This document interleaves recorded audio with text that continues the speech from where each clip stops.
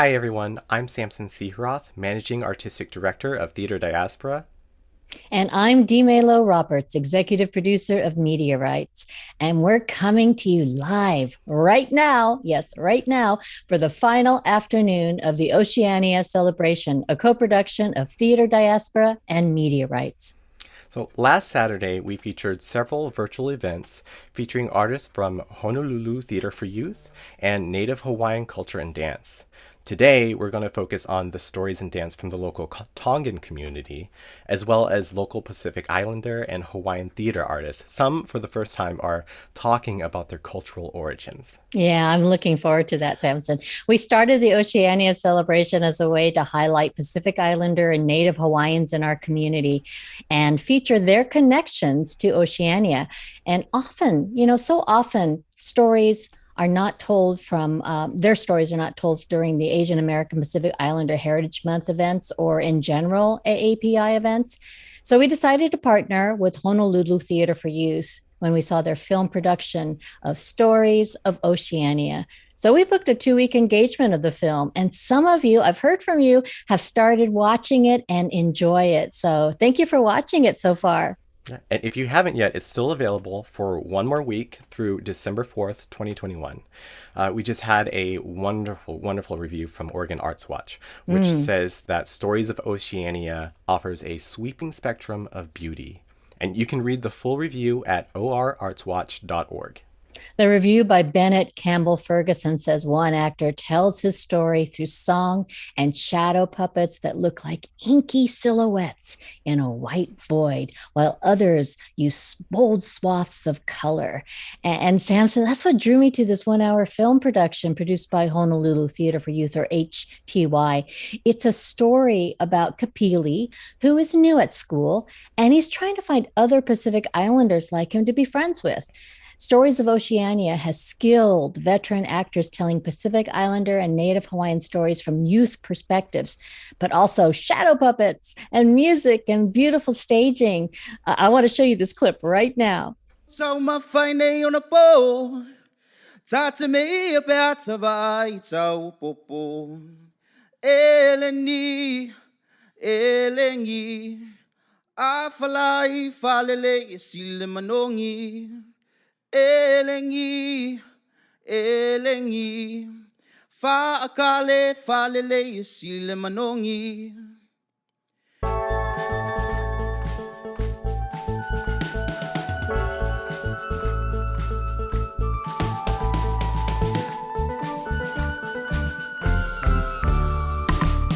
Uulo utsena telefo, si baka o umatso umalo ponso. Tau my fine on a boat. Talk to me about Hawaii, tau popo. Eleni, afalai falele sile manongi. Eleni, fa akale falele sile manongi. Vitally always find I fire. Sina popo, fafai ay ay.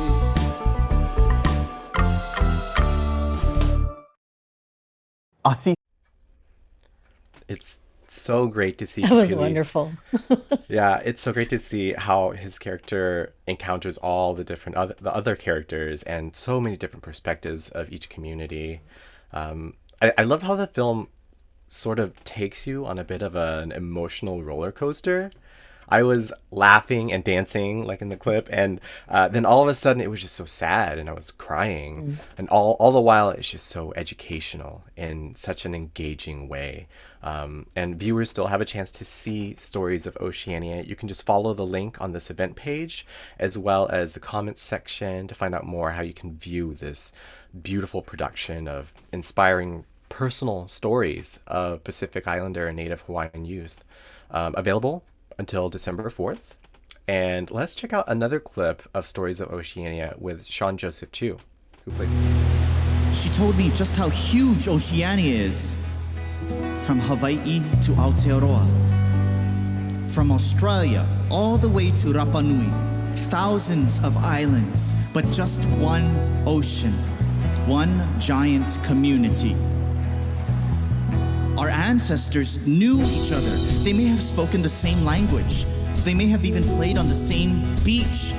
They may have even sat around the same fire, singing the very same songs.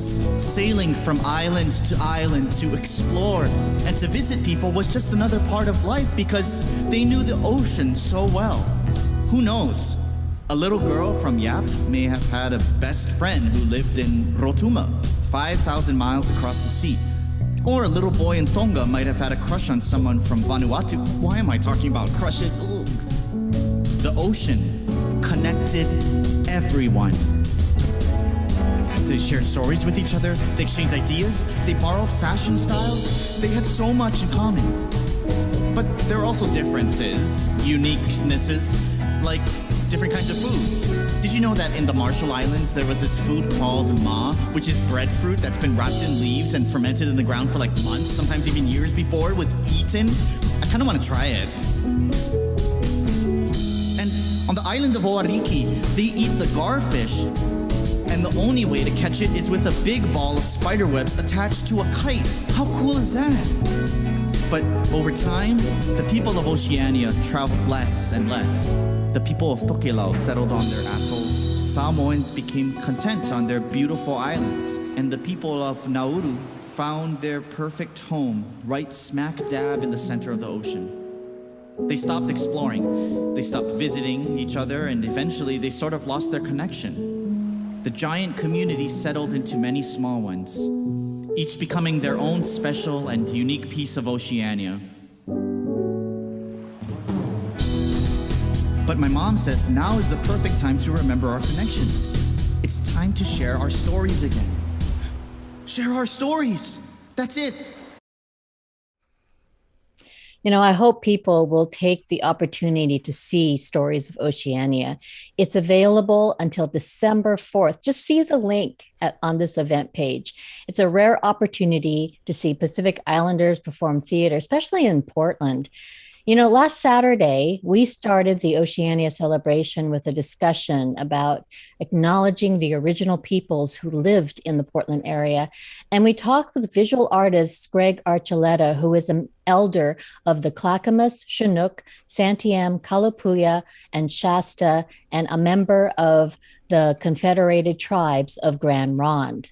Yeah, it was so great to meet Greg, and we found out that there was no one land acknowledgement that fits all. Here's a clip with Greg describing the vastness of not only the lands, but the water, the foods, the peoples, history, and the cultures of the people who were here before us. Yeah. For this area, I think it's important to recognize the ancestral lands that you're on. And as I mentioned, that if we go along the Columbia River, that we have the Fatlalar Cascades, and their homeland area included the area below Bonneville Dam. There was actually a series of rapids there, the Cascade Rapids, known in English. So they had their fishing areas there, and then in the wintertime they would come down along the Columbia and be on where the Portland Airport is, all along that stretch of the river there. So they'd be fishing at summertime upriver, and then they'd come down here to get out of the east winds, and they'd be on the south shore here on Oregon, or sometimes on the islands like Government Island. And then you have the Clackamas Chinook that go from the Portland region south to Oregon City to the falls, and they were on the east side of the Willamette River. On the west side were the Willamette Tumwaters, and they were at the falls down to the Portland area. And as you go to the west, then you have the Multnomas, Southeast Island in that area. And then as you go to the ridge line of the West Hills, Portland West Hills, then you go into Tualatin Kalapuya country. And so those are the primary tribes of this region, the Chinookan and the Kalapuya tribes and bands. And so for that's for the Portland area, primarily those tribes. So there's a recognition of them, their ancestral lands here, their connection here, and then knowing that we had many tribes that were visiting. Trade was very common in this area, with the Wapato along the Columbia River, which is like a little tuber plant. Is also known as the Indian potato. That was a big trade item for this region. Fish were a big trade item for like the Clackamas. And then from the Willamette Valley to Tualatin and California, like had camas, things like that. So those were our trade items. Smelt was running along the lower Willamette and Sandy rivers and things like that. With those things, we had a lot of trade with different tribes, both upriver and downriver. So keeping those things in mind also. Yeah, Samson, I have to be honest here. I was a bit naive thinking that in this 30-minute session with Greg Archuleta, we'd have this definite cut and dry, land acknowledgement, and then we have it for every event or project that we do from now on. But I learned this is something that has to be revisited all the time, and it has to be more inclusive of Indigenous and Native American elders and the community if we really want the land acknowledgement to be authentic. Oh yeah, I agree. I do think it's about building the relationships with the local indigenous community and the people, Mm. and to continue those relationships. Like Greg said in the conversation, it's about actions and not just words. And so I'm really looking forward to continuing our relationship with Greg and so many others. Viewers can still see this enlightening conversation at MediaRites' YouTube page and the MediaRites Facebook page as well. And I also want to shout out the Cultural Center at the Confederated Tribes of Grand Ronde.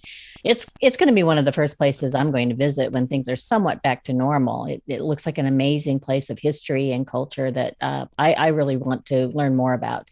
Next up, we want to share the hula stories and demonstrations that we had with Lealoha Kuala and her dancers last Saturday. Oh, it was so breathtaking, really. Lealoha is a kumu hula, which means she's an elder and master of the art of hula. And she has her own studio in the Hillsborough area. And she tells us hula is so much more than dance. Take a look at this section from the 30-minute talk story she did and watch her students perform hula with her leading in song and rhythm. As a hula dancer, being a part of a halau is not lessons, it's a lifestyle. Hula is life. And we say that as olapa, as dancers, as students of hula, it is life. It's not just this hula lesson that you can just get. And a lot of that happens up here, with hula lessons. And so today I wanted to give a little bit more beyond hula, right? For me, with my haumana, with my students, it's not about the hula. It's not just about this dance. It's about the history. It's about what are you portraying? What are you telling? Whose story are you telling? And are you telling it with respect? Are you telling it with that pono? Are you doing it right? And so there's so much more. And so the hula lesson I wanted to provide is about cultural appropriation and how hula has become something that people often just see, in media. It's a show. I know up here I hear people call hula dancers showgirls. Definitely not showgirls. These hula dancers carry pride. We carry our kupuna, our ancestors, with us. These stories that we get to tell, the hula that we get to dance, it's a privilege. It is a privilege and an honor to be able to tell stories from hundreds and hundreds and thousands of years ago, from our creation stories and to our or to the simple stories of today on how our people have reconnected with the aina, with the land and home. And so cultural appropriation is truly something that we strive to help here on the continent, or just everywhere, and truly understand that Hawaiian people, we are a culture, we are people. Hula is a part of our culture. Hula is what carries our stories from our kupuna, from our ancestors who have gone, have passed away, and they are leaving that to us. And when we see people dress up and use it as a costume. That's the best hula lesson I can give you. Not to do that. Don't do that. Understand that hula has a story. Hula is not, we're not social media, we're not a cartoon, we're not any of those things. It is truly what honors our kupuna, our ancestors. And so that's the best hula lesson that I can give to anyone who would want to learn hula. And that's the first lesson I teach when I have new students to join, is that there's a story, there's a meaning, and to understand that. Mahalo.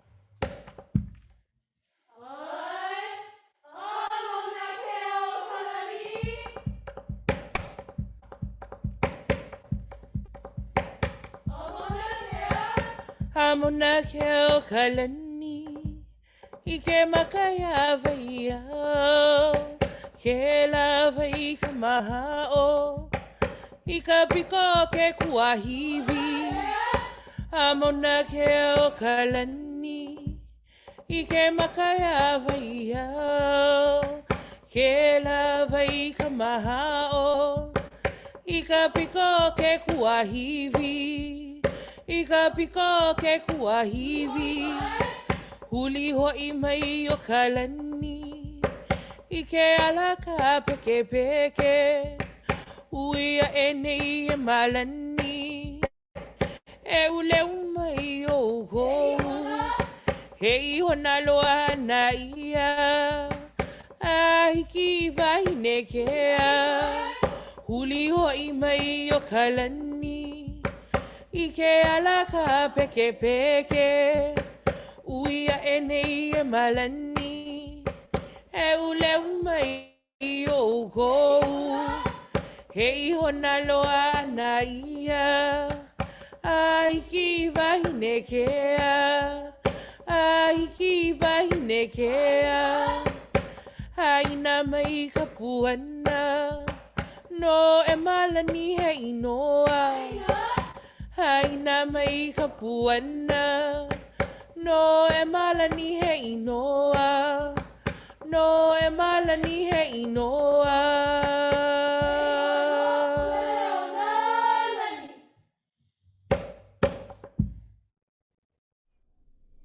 You just saw Lealoha Kuala and her skilled dancers, and you can see the full hula demonstration and find out more about its history and meaning at the MediaRites YouTube page.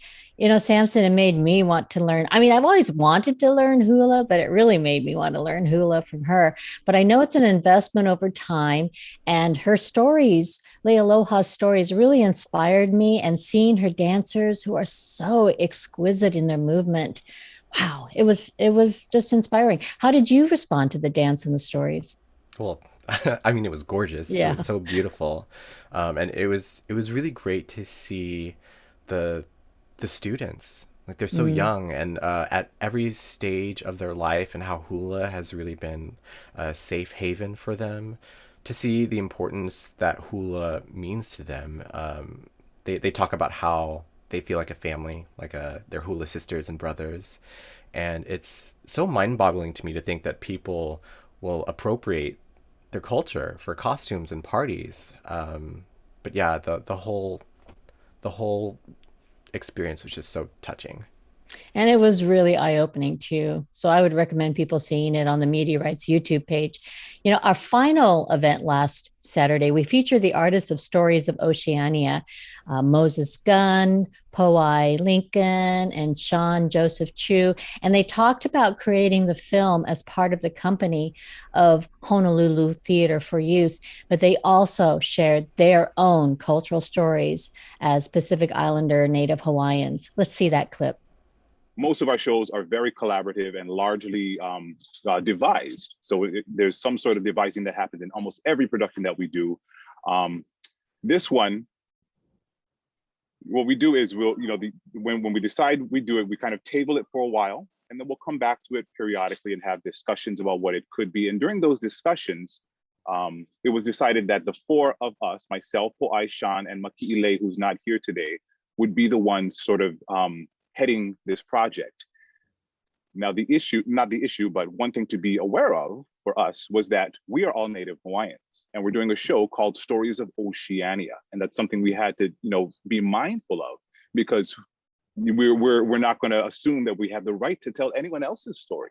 So we had to discuss, among ourselves, what the stories would be like, what would be appropriate, how we would be able to talk about all the other stories of Oceania, being that we are for Native Hawaiians. And so my brain thinks super woo space level, and I was just thinking how the process really started with our ancestors. Like these stories, it did not begin with us. We're just entering into a stream of aloha and like a river of archives of stories that we're just kind of redirecting to like feed into like the farm or the plants, whatever. And I really, anytime I think about this project, I get very emotional because, and also that's my grandpa right there. My ancestors are around me. I have pictures of my family I just put up in my apartment. And, but yes, that's a big picture. But what Moses was saying, yes, all of our projects were very devised and collaborative. And one thing I just wanted to highlight was last fall, when we really started kicking things off into development and production and writing, we had a whole group of people supporting us that were major leaders, artistic indigenous leaders that are in our community, in our extended Ohana family in Hawaii. And man, it was so wonderful to just talk to them and listen to them and hear their stories that informed our stories. So. I believe fully that we are this is like wave 3 of a Hawaiian Renaissance.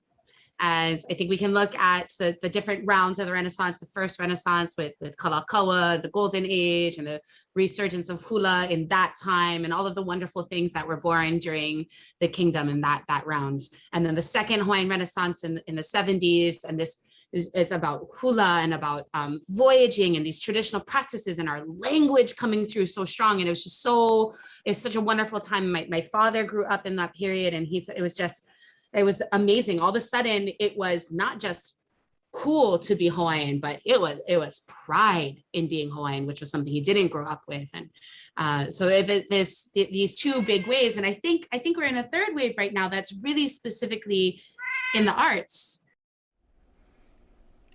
That was Moses Goods, Sean Joseph Chu, and Po-I Lincoln. And it was such an honor to talk with them, and for MediaRites and Theatre Diaspora to work with them.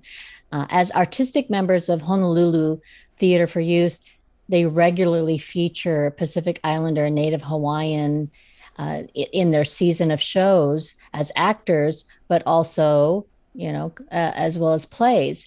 And that's the thing about working with cultural communities directly. You feel the weight and the importance of the trust that's extended to you when cultural stories are shared with you. And I feel that as a journalist as well, Samson. I mean, it's such a beautiful gift when somebody tells you their personal story. And it's important, especially when it's a cultural story, to continue that relationship and to earn that trust. Yeah. I mean, it definitely warmed my heart. It was just so exciting to meet them and hear about their process and their stories. And honestly, I think during this pandemic, I've been a little bit isolated. Mm-hmm. I've been feeling that, and it's just so nice meeting new people and hearing their experiences again.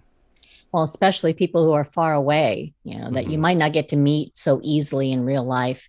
It makes it more exciting too. So I've really cherished those moments. Yeah. Well, that was last Saturday, but this Saturday, I'm so excited to share the stories of the Tongan community with everyone, which is coming up next at 1 p.m. today. That's in about 35 minutes. Yes, it is. We feature 2 community leaders from the Tongan Women's Association and IRCO. And IRCO is the Immigrant and Refugee Community Organization. I can't sing the praises of IRCO enough. I first worked with the women of the Tongan Sewing Club, which was what it was called, and was organized at IRCO back in 2015. And, or at least I met them in 2015. Anyone who doesn't know the needed work that IRCO does should visit their website. It's irco.org. IRCO is often the first point of contact for immigrants and refugees in Oregon. They have youth and elder programs, but also housing and job opportunities for new arrivals here. But I first visited the sewing club organized by Kolini Fuzitua and run by Elder Kato Kavapalu.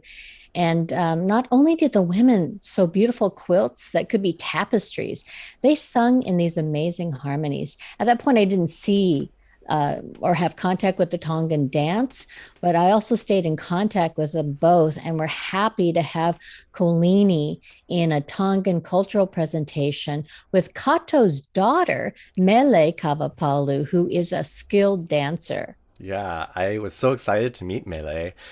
She founded the Tongan Women's Association, and she is just a rising community leader. I'm so excited to see where she's going to go. She also shows us some of the intricate Tongan dance movement, and we can show you a little bit in this clip.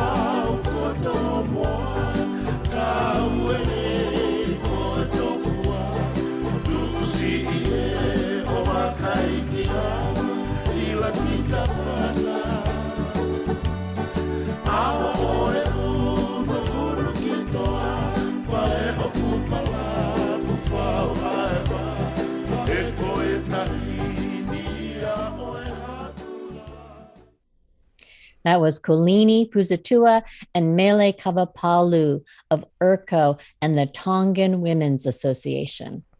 You can see the full Tongan cultural presentation at 1 p.m. today, like I said, and just check the MediaRites and Theatre Diaspora event pages, or just follow the links in the chat.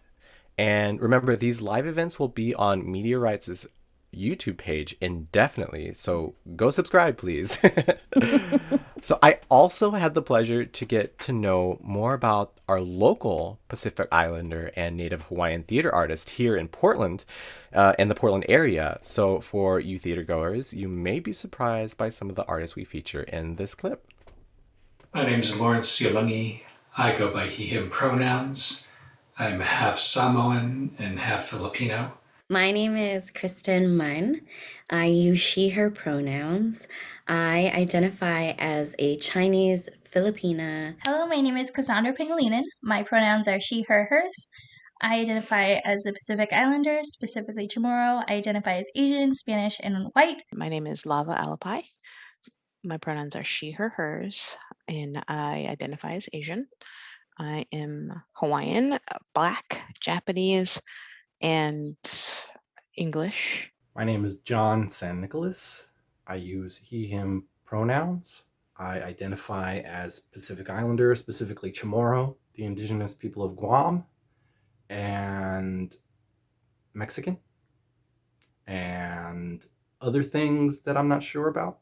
I consider myself a musical theater artist, so I like to sing, dance, and act. My art is a theater director. I am a theater maker and a filmmaker. My art is acting, mainly. Mostly theater, but lots of film too. I am a stage manager and a fight choreographer in the Portland theater area. That was a clip from the conversation with local Portland Pacific Islander theater artists.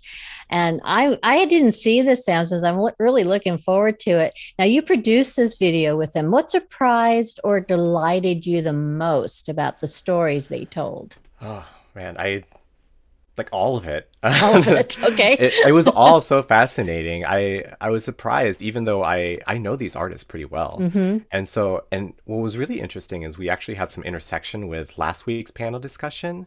So Kristen Munn was actually part of Honolulu Theater for Youth's teen acting program Oh, years really? ago. Yeah, Oh, yeah. wow. And so Kristen and Lava Alapai actually share some stories about the spirits that inhabit the Hawaiian Islands. And they were told these stories growing up. So let's see a clip of Kristen and Lava telling the story. The scariest and the maybe the more famous ghost story of the Hawaiian Islands is the Night Marchers. Okay, this is my story. This is what I know of the Night Marchers. For me, how it was told to me is the story goes, King Kamehameha, when he was uniting all of the Hawaiian Islands, was on Oahu, one of the final islands to bring into the island chain and to connect together. And they were soldiers at the top of Diamond Head, I think. And he said, you can jump or you can join me. And they jumped. And so from there, they march across the island and their souls are locked into the island forever to protect it, forever to be on the march, forever to just go around the island. And their spirits are constantly just patrolling. And so the story is that when you hear like a steady drum beat, right, you just put your head down and you don't look up, and you don't look up until the drum beat fades away. You don't look at them in the eye. Oh my gosh, I do have a story about those night walkers. There is a lookout in Hawaii where all the kids will go at night and probably look out, and they will go make out, whatever. It's like one of those places. One night we went, and back in the day, you could ride. I mean, I think you still can in Hawaii. You could ride on the back of the truck without any restraint or whatever. So we did that. We went up to there, and my friends turned off the headlights, and we're driving up this mountain. We parked. We're what we call a tuck story, and all of a sudden, we like turn and we see these blood red eyeballs. I kid you not. We all saw them at the same time. We screamed and we turned the truck on and we bolted down the mountain. Don't know what that was, but yeah, it's totally true. I remember one night I heard like a doom, doom, doom. And I was so scared. I was like, oh my God, the night marchers are coming. And I hid underneath my covers and I closed my eyes and I just like waited until it passed, and I waited until it went away. Oh, wow. That was spooky good. I know. Night marchers are so creepy. I know. But you can catch the full conversation with these 5 professional theater artists in Portland who identify as Pacific Islander and Native Hawaiian at 2 p.m. today on MediaRites and Theater Diaspora's event pages or on the MediaRites YouTube page. And please, please don't miss this opportunity to see Stories of Oceania, the film. It's about 55 minutes and it's for the whole family. We posted the amazing review at orartswatch.org here on this page, as well as the Eventbrite link. So please take a look. It's available until December 4th. Say it again, Samson. Yeah, December 4th. So MediaRites and Theater Diaspora are presenting this. It was originally produced by Honolulu Theater for Youth. And like Dmae said, December 4th is the date to remember. That is the deadline. Yeah. So just go to the Eventbrite. And on the Facebook page, on both of our Facebook pages, and as well as MediaRites.org, you can see it. The link there. Samson, in the time remaining, I do want to mention that, not to shout out my birthday, but I started a birthday fundraiser for Theater Diaspora. Yay! And it's a company, Theater Diaspora, I'm still a member, and it's a company that's dear to my heart because and AAPI theater is so needed in Portland right now. And it has been doing such great work. It's a company we both founded together back in 2014. How time flies.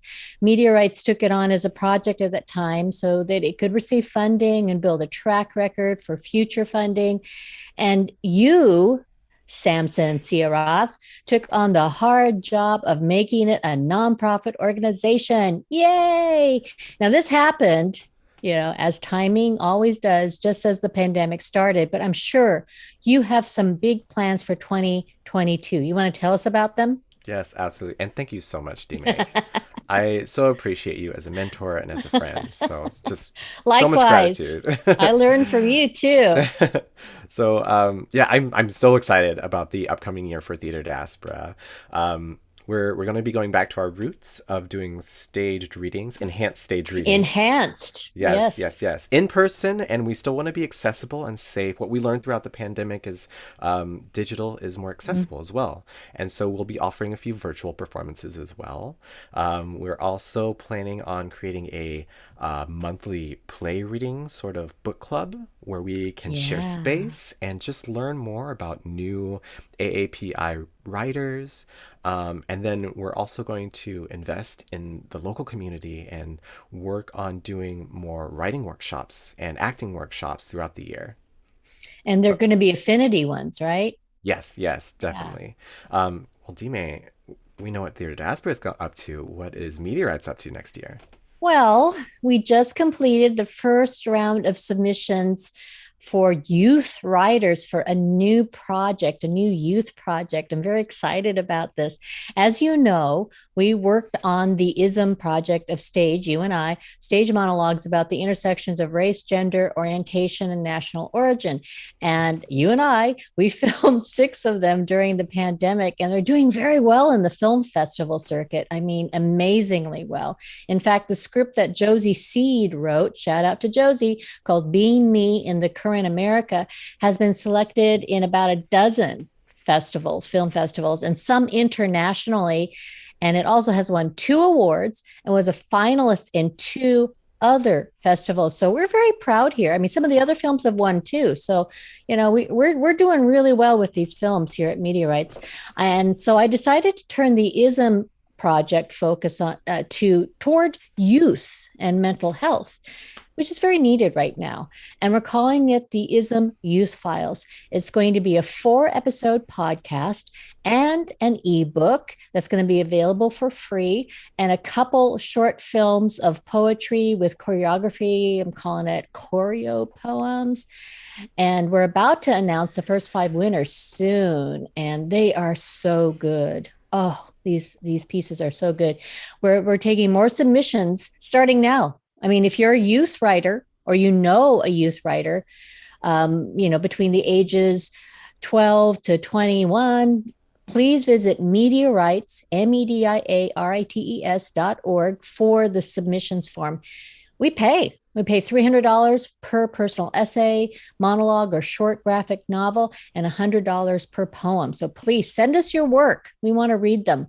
The pieces so far have been so moving and beautifully written. Yeah, what a wonderful opportunity. I'm so excited for that. I am too. Yeah.